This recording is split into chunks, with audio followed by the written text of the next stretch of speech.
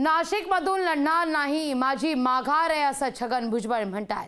मोदी शहांनी माझं नाव सुचवलं, त्याकरता भुजबळांनी आभार मानले आहेत। मात्र महायुतीतला हा तिढा सुटला पाहिजे असं देखील भुजबळ म्हणतात। पाहूया आपण।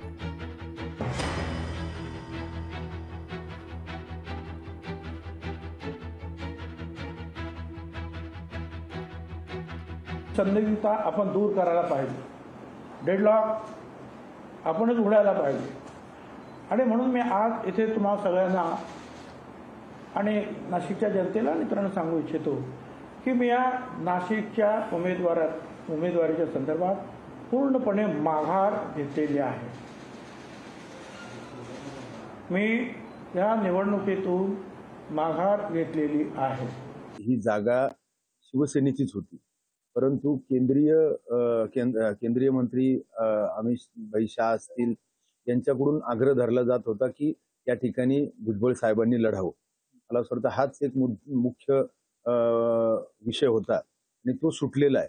म्हणून त्यामुळे ही जागा शिवसेनेची असल्या कारणानं आम्हाला विश्वास आहे की ही जागा शिवसेनेला सुटेल। सर्व शिवसैनिकांचा जो आग्रह होता की नाशिकची जागा ही शिवसेनेला सुटली पाहिजे आणि आज भुजबळ साहेबांनी स्वतः पत्रकार परिषद घेऊन मी लढणार नाही हे जे काही जाहीर केलं त्यामुळं त्यांचं मी मनापासून आभार मानतो।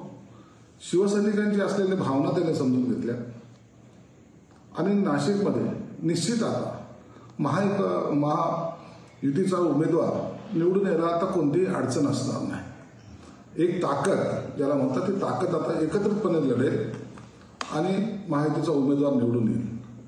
ही जागा शिवसेनेकडे आहे आणि ते आता शिवसेनेकडेच राहील। तर मी अजून काय ऐकलेलं नाही, पाहिलेलं नाही, परंतु आपण सांगताय म्हणजे त्याच्यामध्ये काहीतरी तथ्य खरं असणार आहे। तर आम्ही अभिनंदन करतो भुजबळ साहेबांचं। जर महायुतीमध्ये पंतप्रधान मोदी साहेब करायचे असतील परत आणि 45 पार करायचं असेल तर असं एकमेकांनी समजून घेणं गरजेचं आहे आणि ते जर त्यांनी समजून घेतलं असेल तर आम्ही त्यांचं अभिनंदन करतो, स्वागत करतो। नाशिकचा तिढा लवकरच सुटेल आणि लवकरच माननीय मुख्यमंत्री एकनाथ शिंदे साहेब या संदर्भातली घोषणा करतील।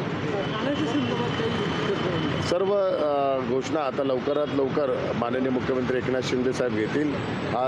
कुठेही तिढा नाही आहे, प्रत्येक ठिकाणी महायुतीमध्ये समन्वयाने प्रत्येकाचा सन्मान राखून समन्वयाने योग्य तो निर्णय घेऊन माननीय मुख्यमंत्री एकनाथ शिंदे साहेब त्याची घोषणा करतील। लोकशाही मराठी ऐका, पहा, जागरूक रहा।